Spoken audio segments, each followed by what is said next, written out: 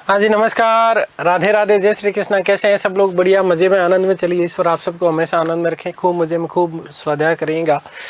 चलिए जल्दी जल्दी टॉपिक की बात करते हैं। हम लोग तो बात करेंगे जहांगीर की।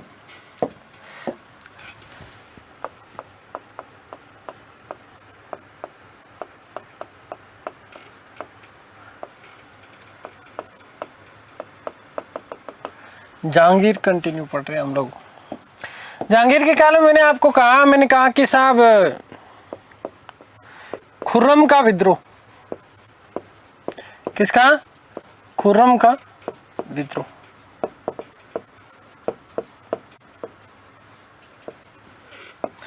और खुर्रम का जो विद्रोह हुआ जहांगीर के काल में, वो हुआ 1622-23 से लेकर के 1625, 3 साल ये विद्रोह किया। मैंने आपको कहा कि कांगड़ा के ऊपर विजय प्राप्त की, उसी समय कंधार के शाह अब्बास ने इसके ऊपर विजय प्राप्त कर ली थी। कंधार जो है इनके क्षेत्राधिकार से चला गया। अब इस जगह जहांगीर ने उसको कहा है, खुर्रम जा कंधार। तो मना कर दिया। किसने मना किया? खुर्रम ने। 1622 से लेकर के 1625 तक का जो ये काल है, ये खुर्रम का विद्रोह है। सुनो इसके पीछे कहानी, बहुत मज़ेदार वाली बातें अभी हम लोग करेंगे, इसलिए आपका ध्यान केवल और केवल बोर्ड के ऊपर होना चाहिए। कुछ तो समय हमें इसलिए ज़्यादा लग जाता है, इसके पीछे भी कारण है कि एक एक चीज़ आप लोगों के लिए लिखनी भी पड़ती है। ठीक है, समझाना भी पड़ता है, लिखना भी पड़ता है, तो समय दुगना लगता है भाई, है ना। यही चीज़ अभी मैं बाकी के टीचर जैसे स्लाइड व्लाइड लेकर के आए, तो वैसा मुझे पता है आप लोगों को पसंद भी नहीं आएगा, समझ में भी नहीं आएगा। आपको मज़ा तभी आता है जब मैं खुद लिखता हूँ, कहानी बताता हूँ, तभी मज़ा आता है ना। चलिए खैर, तो शहजादा खुर्रम ने क्या कर दिया? विद्रोह कर दिया। कैसे विद्रोह किया? देखो कारण क्या थे उस। एक तो नूरजहां ने लगातार षड्यंत्र रचे। नूरजहां के षड्यंत्र मैंने आपको बताया कि नूरजहां ने अपनी पुत्री लाडली बेगम का विवाह किया शहरयार से।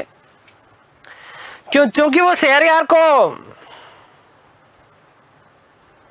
बादशाह बनाना चाहती थी, इसलिए नूरजहां के कहने पर लगातार जहांगीर इस खुर्रम को कभी भी राजधानी में टिकने ही नहीं देता था, राजधानी से दूर ही रखता था। कभी किसी विद्रोह का दमन करने के लिए भेजेगा, कभी किसी अभियान के ऊपर भेजेगा, कभी किसी अभियान के ऊपर भेजेगा। तो ये इस प्रकार से कार्य करता रहा।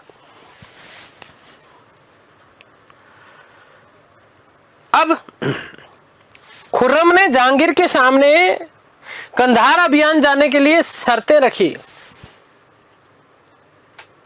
क्या शर्तें रखी? केवल सुनना है, इसको लिखूंगा नहीं, केवल समझना है इसको। क्या क्या शर्तें रखी वो सुन लो। खुर्रम ने कहा कि एक तो रोहितासगढ़ बिहार वाला जो किला है, ये बिहार वाला किला मुझे दिया जाना चाहिए। दूसरी चीज, संपूर्ण पंजाब के ऊपर अधिकार मेरा होगा।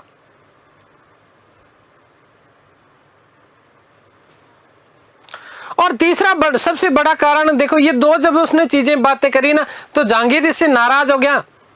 और देखो 1622 ईस्वी में खुर्रम ने एक काम और किया था। क्या काम किया था खुर्रम ने भाई? खुर्रम ने क्या क्या क्या काम किया था वस्तुतः यहां पर? तो ध्यान रखना कि आप लोगों को पता है कि खुर्रम ने 1622 ईस्वी में ही खुसरो की क्या कर दी थी? हत्या कर दी थी।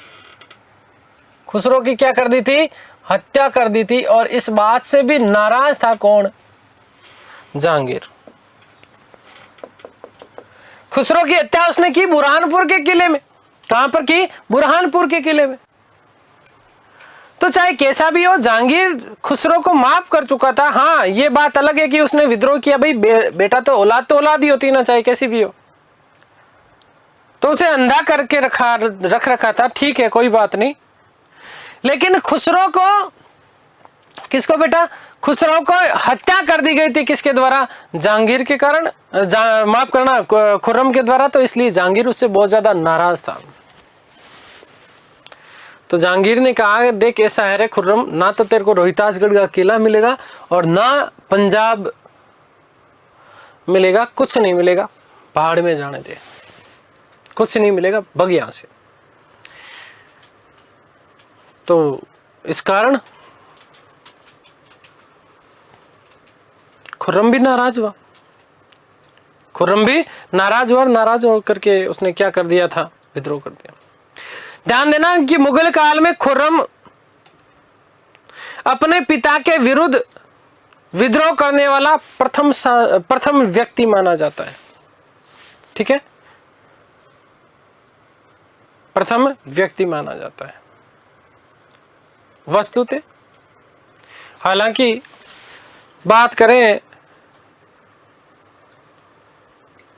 तो जहांगीर और अकबर के बीच में भी कुछ अनबन रही, परंतु इतनी बड़ी बात नहीं थी जितनी बड़ी बात, जितना बड़ा विद्रोह इसने खुर्रम ने किया था। ठीक है, आगे बात समझ क्लियर है। और बाद में जैसा बाप करेगा वैसा ही तो बेटा पाएगा, बेटा भी तो वैसा ही करेगा ना। बेटा किससे सीखता है? बाप से। तो हालांकि जहांगीर ने जब अकबर के खिलाफ विद्रोह किए थे तो ये बात जहांगीर ने, खुसरो ने भी तो सीखी ना। और खुसरो क्या, जब पुत्र हुए, माफ करना, खुर्रम के जब पुत्र हुए तो खुर्रम के पुत्रों ने भी, शाहजहां के पुत्रों ने भी विरोध किया था, इसके खिलाफ विद्रोह किए, उत्तराधिकार संघर्ष लड़े गए और सबसे बड़ा विद्रोही औरंगजेब था। शाहजहां को अंतिम समय में मुसम्मन बुर्ज में कैद कर लिया गया। ठीक है, तो जो जैसा बोता है वो वैसा ही पाता है, इस चीज का भी ध्यान रखना। आप बुराई करके किसी की भलाई चाहते हो तो कभी नहीं मिलेगी जीवन में। हाँ, हो सकता है कुछ समय के लिए आपको खुशियां मिल जाए, कुछ समय के लिए आप राजी हो जाओ, लेकिन अंततः रिजल्ट यहीं पे मिलना बेटा। स्वर्ग भी यहीं पर है, नरक भी यहीं पर है। इसलिए यदि आप किसी का अच्छा नहीं कर सकते तो बुरा करने का अधिकार भी आपको नहीं होना चाहिए। क्षणिक भर के लिए आप किसी का बुरा करके आप खुश हो सकते हो, लेकिन अंततः आपको उसका रिजल्ट भी यही मिलता है। देखो कैसे, सुन लो। जहांगीर ने किया अकबर के खिलाफ, तो खुसरो ने किया जहांगीर के खिलाफ। किसके खिलाफ? जहांगीर के खिलाफ। और फिर क्या, माफ करना, खुर्रम ने जहांगीर किया। खुर्रम ने किसके खिलाफ किया? खुसरो ने भी तो किया ना जहांगीर के खिलाफ, ठीक है ना। और फिर खुर्रम ने भी किया जहांगीर के खिलाफ। और फिर जहांगीर खुर्रम के खिलाफ, शाहजहां के विरुद्ध भी तो उसके बेटों ने विद्रोह किया। तो ये लगातार एक कहानी सी चलती आई। आगे बात समझ में क्लियर है? तो अब ध्यान रखना कि जब इसने विद्रोह ही कर दिया, तो विद्रोह करने के बाद में जहांगीर ने इस खुर्रम के विद्रोह को दबाने के लिए अपने सबसे आदरणीय व्यक्ति, विश्वास पात्र महावत खां की, जिसकी मैंने बात की, इस महावत खां को जहांगीर का दमन करने के लिए भेजा। ध्यान रखना कि ये महावत खां जो था, वो जहांगीर के दरबार का सबसे विद्वान व्यक्ति माना जाता था। जहांगीर ने इस महावत खां को अमीर उल उमरा का जो है उपाधि प्रदान किया था। ये बात भी आप लोग ध्यान रखिएगा, ठीक है। आगे की यदि हम लोग बात करते हैं तो जैसे महावत खां ने खुर्रम के विद्रोह का दमन किया, दमन करने के बाद में खुर्रम दक्षिण भारत भाग जाता है। और दक्षिण भारत भागने के बाद में अहमदनगर के समय मैंने आपको बताया था कि अहमदनगर का जो शासक हुआ करता था उसका नाम क्या था? मलिक अंबर। इस मलिक अंबर की शरण में चला जाता है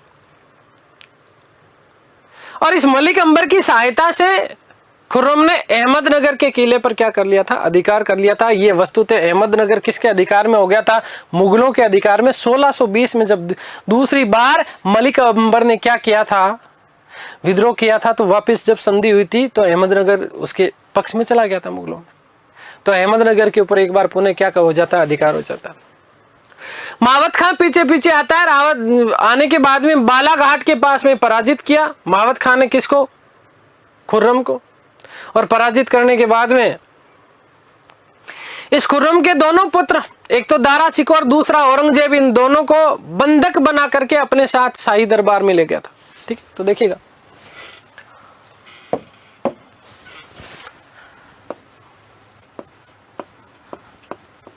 खुर्रम का विद्रोह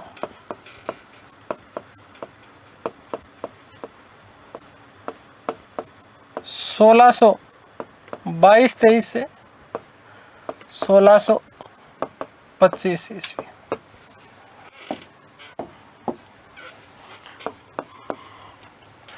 खुर्रम ने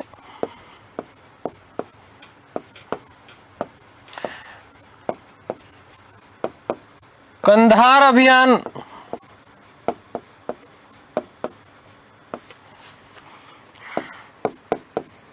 जाने से इनकार किया।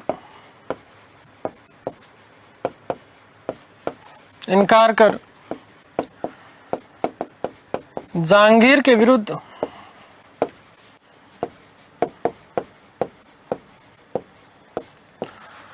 विद्रोह किया।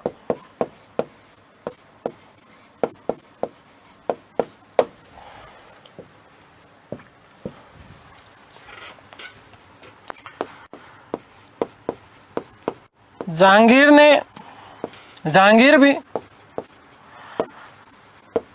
खुर्रम से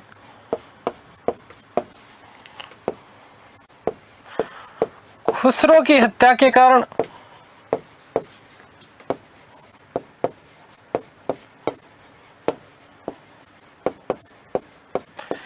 नाराज था।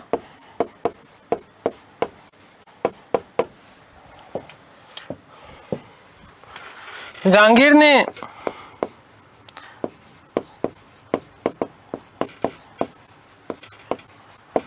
अपने सबसे विश्वास पात्र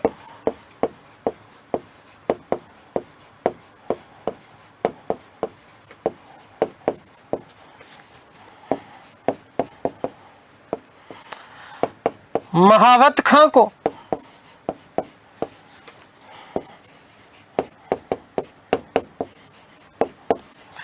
खुर्रम का दमन करने हेतु भेजा।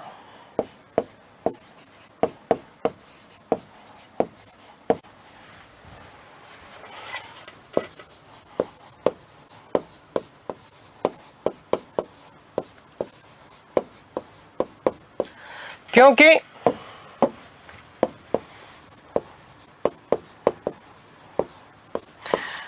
खुर्रम ने अहमदनगर किले के ऊपर अधिकार कर रखा था। अहमदनगर किले पर अधिकार कर रखा था।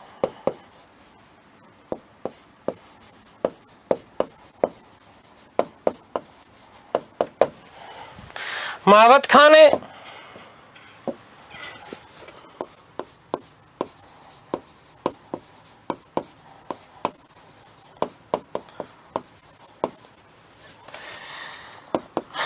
बालाघाट, अहमदनगर के पास में ये बेटा बालाघाट के समीप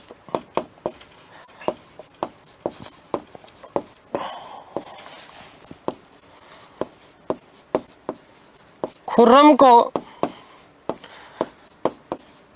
पराजित किया।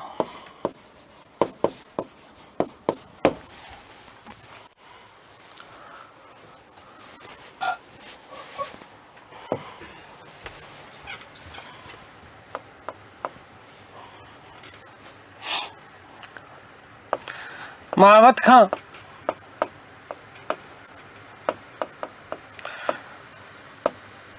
खुर्रम के अनुरोध पर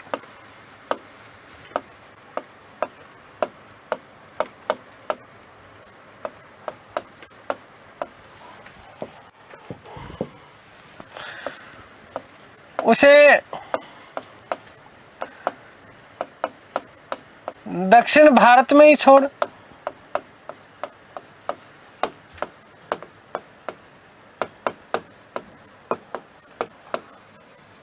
खुर्रम के दोनों पुत्र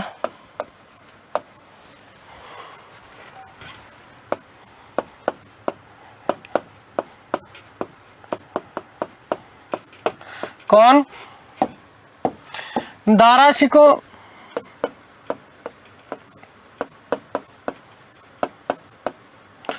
वे औरंगजेब को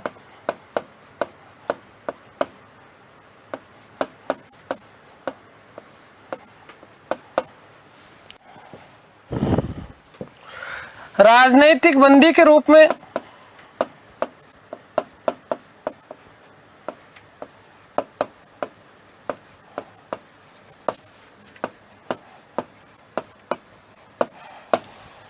अपने साथ ले गया।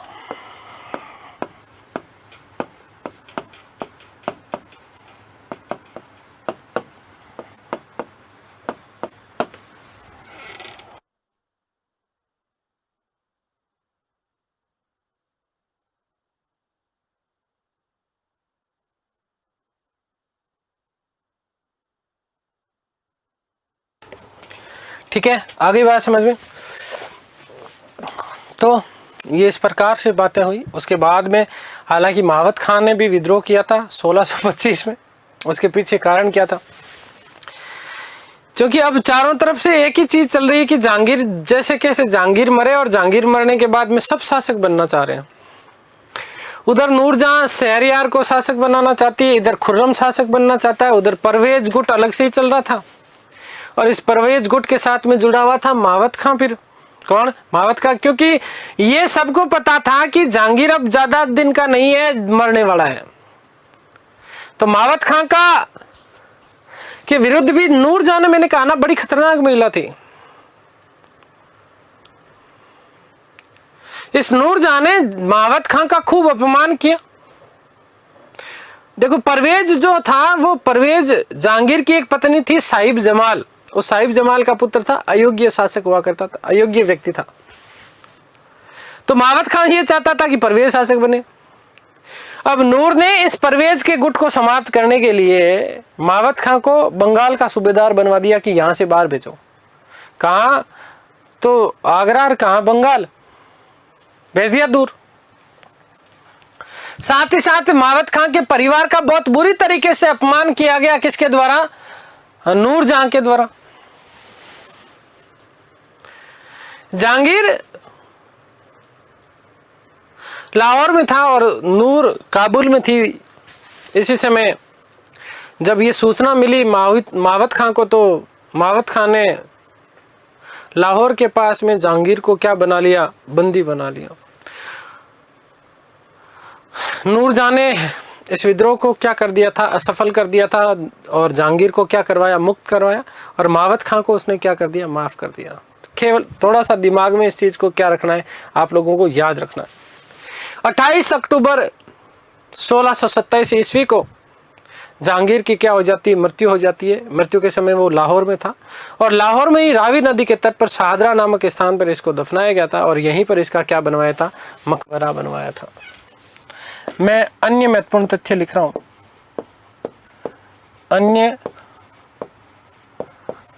महत्वपूर्ण तथ्य।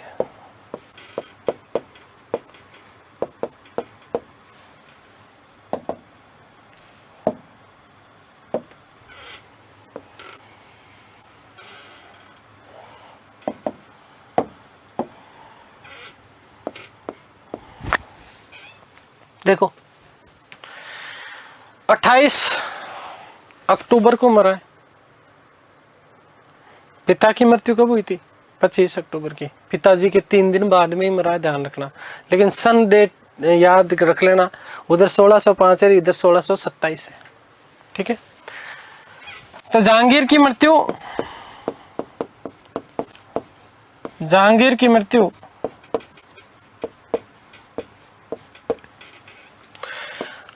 28 अक्टूबर 1627, माफ करना भाई, 1627 ईस्वी को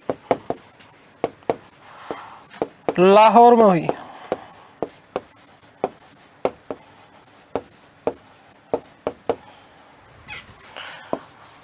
लाहौर में शाहदरा नामक स्थान पर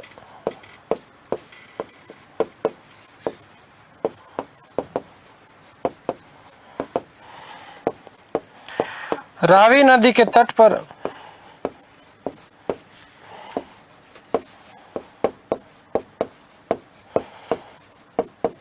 दफनाया गया। ठीक है। यहीं पर नूरजहां ने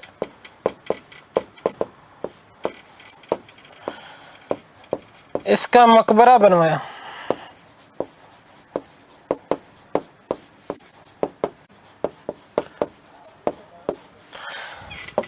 एक नोट लगा रहा हूं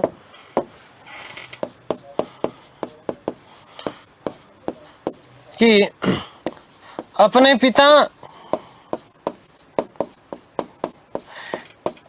एतमादुद्दौला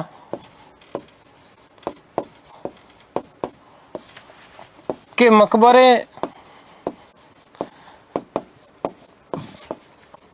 का निर्माण भी नूरजहां ने करवाया।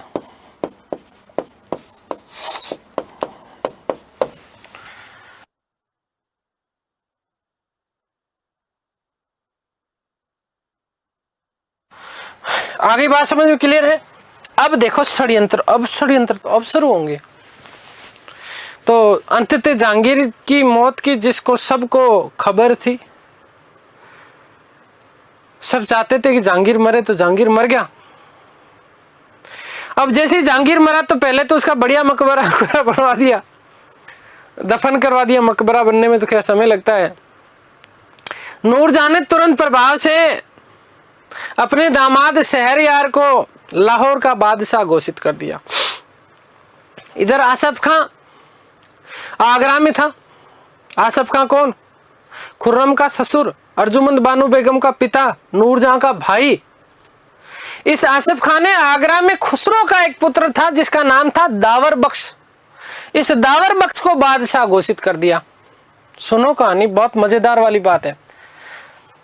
काबुल लाहौर में तो शहरयार, इधर दावर बख्श। कौन? दावर बख्श। आसफ खान ने बढ़िया सा षड्यंत्र रचा और षड्यंत्र रचने के बाद में शहरयार को कहा, रे पत्र लिखा रहे तू यार कोई लाहौर का बादशाह बनने लायक है क्या? लाहौर का क्या बादशाह होता है कि बावड़े, आजा आगरा का बादशाह बन, तू योग्य है, तू योग्य है। तो भाई लालच बुरी बला है। शहरयार दौड़ा भागा आगरा आता है और आगरा आने के बाद में इस आसफ खान ने बंदी बना लिया किसको? शहरयार को। और बंदी बनाने के बाद उसकी आंखें फोड़ दी। आंखें फोड़ने के बाद में उसको पत्र लिखा अपने दामाद को, शाहजहां खुर्रम को, कह रहे शाहजहां आजा, रास्ता साफ है, रास्ता साफ है। 14 फरवरी 1628 ईस्वी को शाहजहां आगरा आता है और आगरा आने के बाद में सबसे पहले तो दावर बख्श जो कि खुसरो का पुत्र था और बाद में शहरयार, इन दोनों को क्या दे दिया गया? मृत्युदंड दे दिया गया। और मृत्युदंड देने के साथ ही साथ 14 फरवरी 1628 को अपना राज्याभिषेक करवाता है। इतिहासकारों ने इस बेचारे दावर बख्श की तो कोई गलती नहीं थी। आसफ खान ने फांस लिया। आसफ खान ने क्या करा? फांस लिया जबरदस्ती। तो इतिहासकारों ने इस दावर बख्श को, जो कि खुसरो का पुत्र था, ध्यान रखना, इस दावर बख्श को मुगल काल में बलि का बकरा कहा है। क्या कहा है? बलि का बकरा। जबरदस्ती, ठीक है। और इसी के साथ नूर को जो है 2 लाख सालाना पेंशन कहा, लाहौर में बैठी रहे, बकवास नहीं करेगी, इधर यदि आ गई ना तो जो तेरे दामाद का हश्र हुआ वही हश्र तेरा होगा। और 1645 में नूर की क्या हो जाती है? मृत्यु हो जाती है। ये कहानी आपकी यहीं तक समाप्त हो जाती है। कुछ अन्य महत्वपूर्ण तथ्यों में आपको और मैं चीजें बताऊंगा। चलिए पहले इसकी बात कर लेते हैं।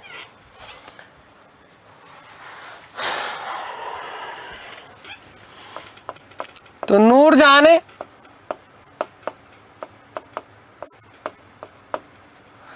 अपने दामाद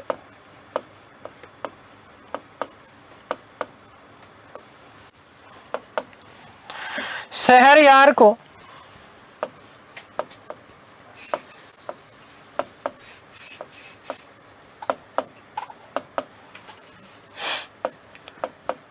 लाहौर का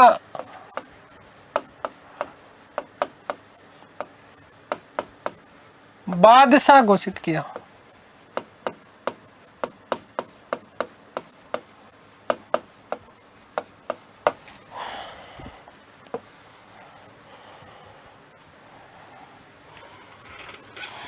आसफ खान है,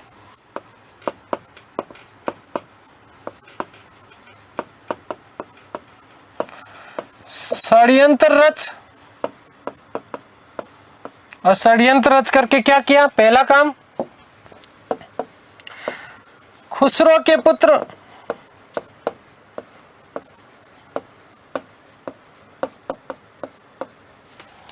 दावर बख्श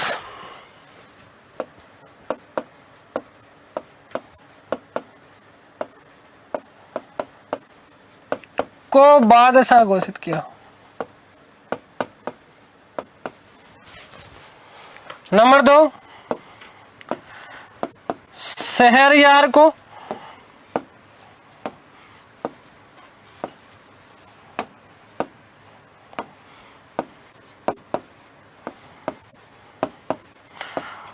आगरा बुलाकर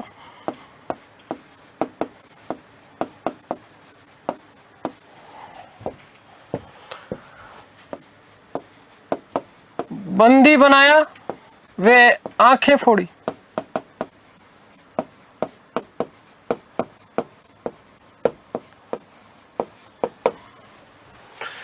तीसरा काम, अपने दामाद खुर्रम को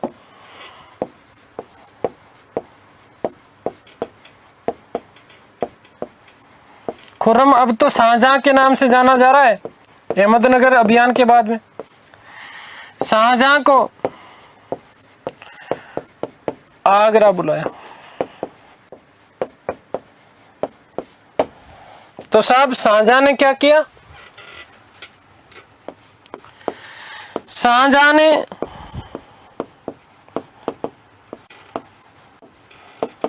दावर बख्श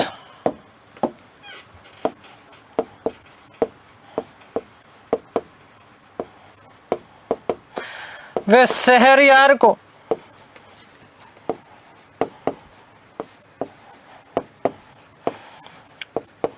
मृत्यु दंड दिया और 14 फरवरी 14/2/1628 ईस्वी को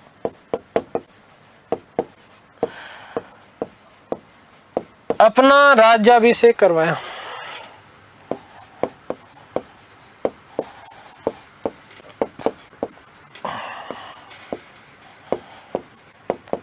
ठीक है भाई, ध्यान रखना, भारतीय इतिहासकारों ने,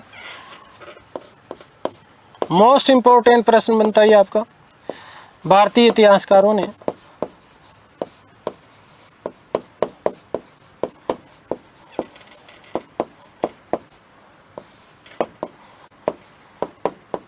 दावर बख्श को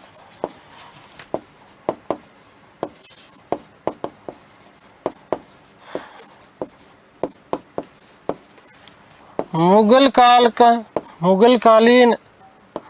काल में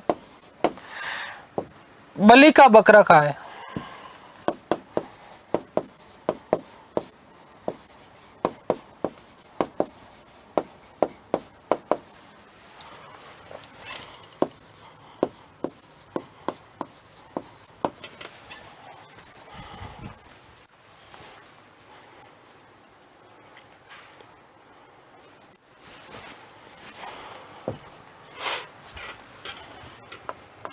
ध्यान देना, अन्य महत्वपूर्ण तथ्यों में बात कर रहे हैं।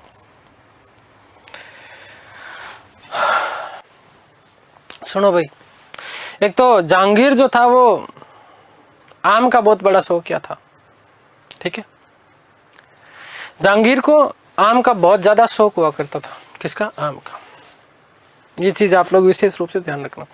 दूसरा, जहांगीर के काल में 1608-9 ईस्वी के दौरान एक अंग्रेजी यात्री कैप्टन हॉकिंस हेक्टर नामक जहाजी बेड़े से भारत आया था और जहांगीर से आकर के आगरा के दरबार में, कहां पर? आगरा के दरबार में मिलता है और आगरा के दरबार में मिलने के बाद में जहांगीर ने उसे एक तो उपाधि दी थी, कौन सी? इंग्लिश खान। कौन सी? इंग्लिश खान, और साथ ही साथ उसे 400 का मनसब प्रदान किया था। दूसरा जो व्यक्ति आया जहांगीर के काल में 1615-16 में थॉमस रॉय स्मिथ अजमेर दरबार में आया था। वस्तुतः 1616 में आया था जनवरी में। अब सुनो कहानी। कैप्टन हॉकिंस जो था वो जहांगीर से व्यापारिक फरमान प्राप्त करना चाहता था, लेकिन असफल रहा। पुर्तगालियों का प्रभाव जहांगीर के ऊपर ज्यादा था, इसलिए पुर्तगालियों के दबाव में जहांगीर ने उसको व्यापारिक फरमान अधिकार पत्र प्रदान नहीं किए। और इसी जहांगीर के काल के दौरान अंग्रेजों ने अपनी प्रथम व्यापारिक कोठी सूरत की स्थापना की 1608 ईस्वी में। तो जहांगीर के काल में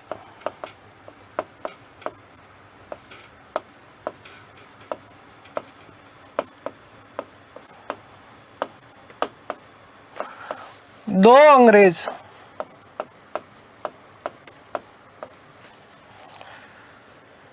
व्यापारी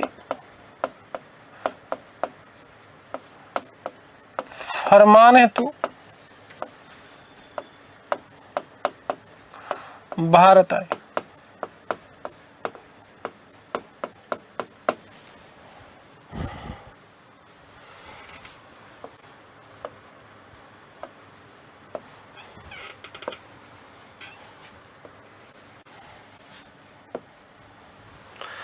नंबर 1 1608 नु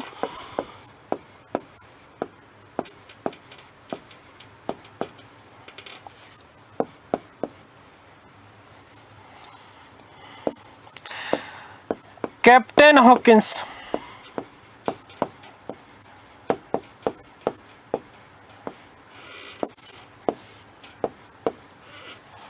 ध्यान देना कि हेक्टर नामक जहाजी बेड़े से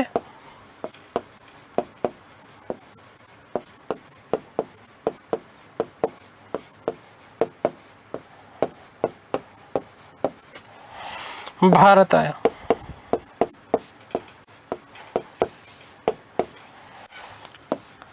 जहांगीर ने इंग्लिश खान की माफ करना, जहांगीर से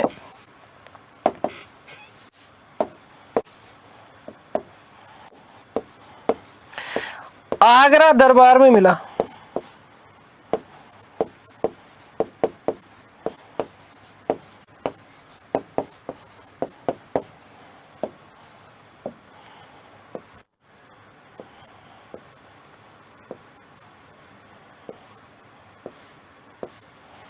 ठीक है, जहांगीर ने इंग्लिश खान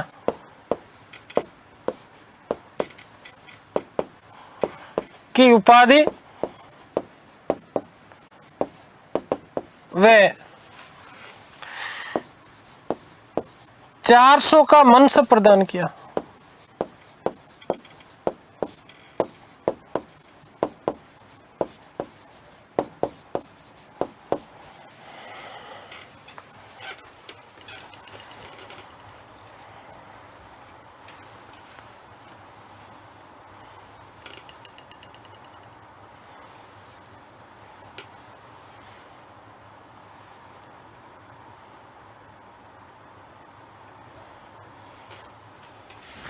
ठीक है,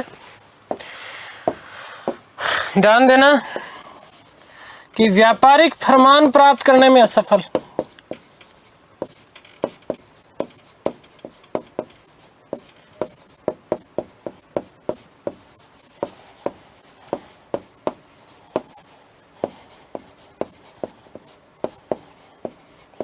ठीक है, दूसरी बात करें तो 1615-16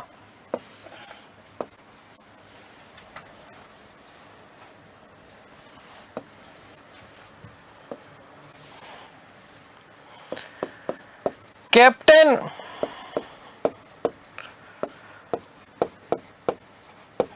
थॉमस रॉय स्मिथ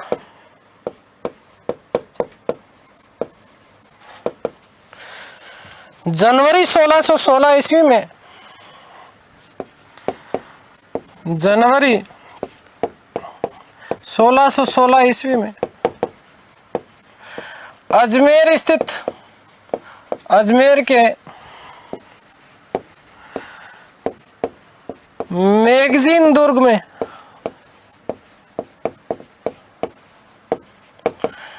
जहांगीर से मिला।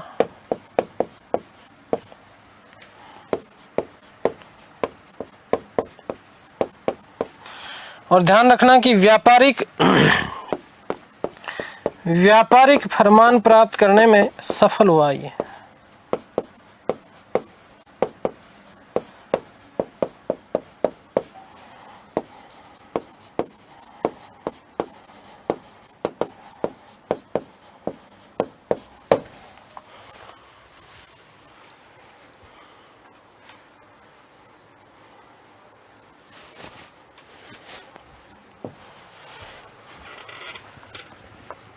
ध्यान देना कि जहांगीर को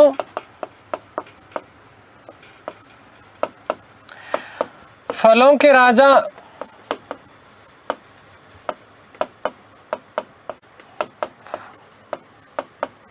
आम का बड़ा शौक था।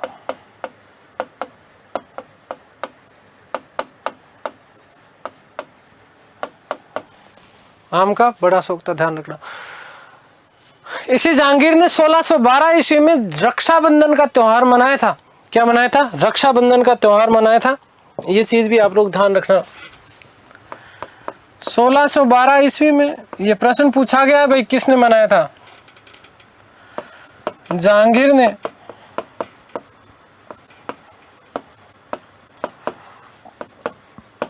रक्षाबंधन का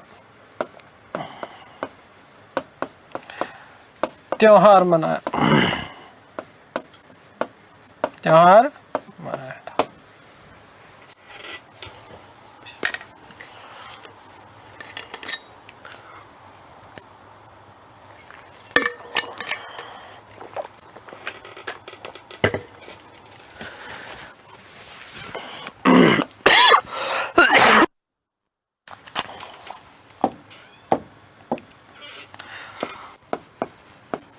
जहांगीर ने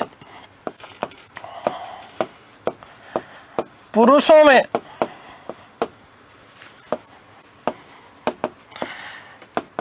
कान छिदवाकर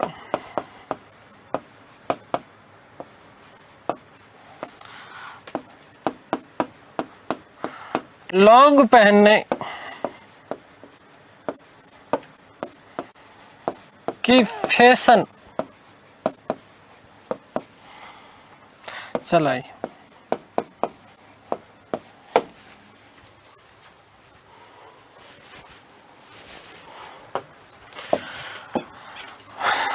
जहांगीर के काल में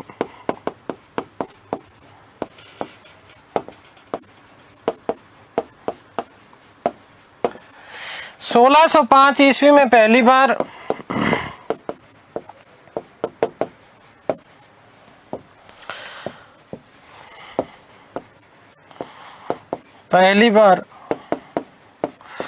तंबाकू का पौधा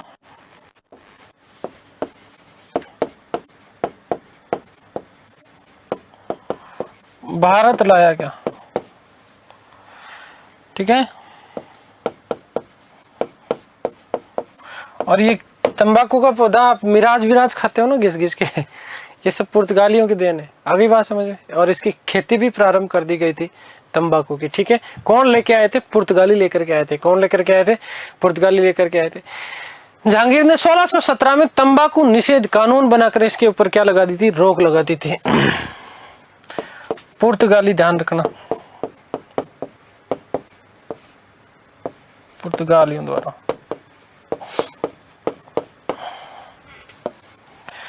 सोलह सौ 17 ईस्वी में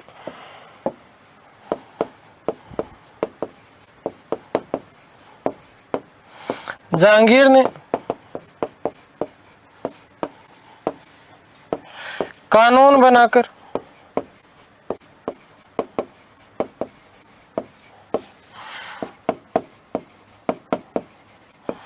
तंबाकू पर रोक लगाई।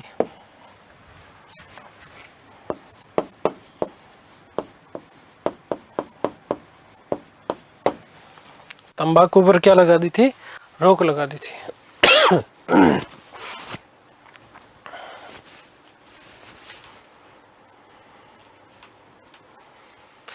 ठीक है, आगे बात समझिए। एक लास्ट बात जहांगीर के काल की। मैंने आपको कहा था कि जहांगीर और विलियम फिंच की कब्र, विलियम फिंच जो है, इस विलियम फिंच नामक इतिहासकार ने जहांगीर और अनारकली की प्रेम कथा का वर्णन किया है। और ऐसा कहा भी जाता है कि जहांगीर ने अनारकली की कब्र का निर्माण लाहौर में किया था और उस कब्र के ऊपर लिखवाया कि यदि मैं अपनी प्रेयसी का चेहरा एक बार और देख लेता तो खुदा का कयामत के दिन तक शुक्रिया अदा करता। आगे बात समझ में क्लियर है। लेकिन ये कितनी प्रामाणिक है, कितनी सत्य है, इसके बारे में कोई भी ज्यादा कोई विशेष उल्लेख मिलता नहीं है। जहांगीर वे अनारकली की दंत कथा विलियम फिंच के द्वारा, विलियम फिंच के द्वारा और अनारकली का मकबरा जहांगीर द्वारा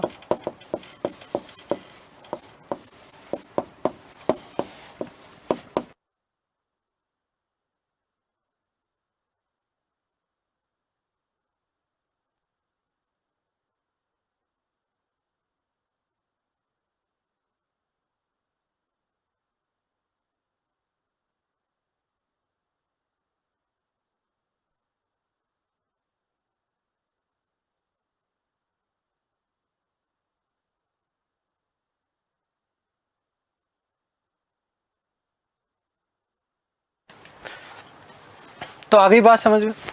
तो ये हमने बात कर ली जहांगीर की। उम्मीद करता हूँ सारी चीज़ें आप लोगों को समझ में आई होगी। ईश्वर से प्रार्थना करता हूँ कि आप सब स्वस्थ रहें, मस्त रहें, तंदुरुस्त, आह्लादित और प्रसन्नचित रहें। सृष्टि की संपूर्ण खुशियाँ आपको और आपके परिवार को मिले। मिलते हैं हमारी अगली कक्षा में, तब तक के लिए सभी को धन्यवाद, नमस्कार, थैंक यू सो मच। जहाँ हम बात करेंगे अगली क्लास में सांझा की, किसकी? सांझा की। ठीक है, धन्यवाद।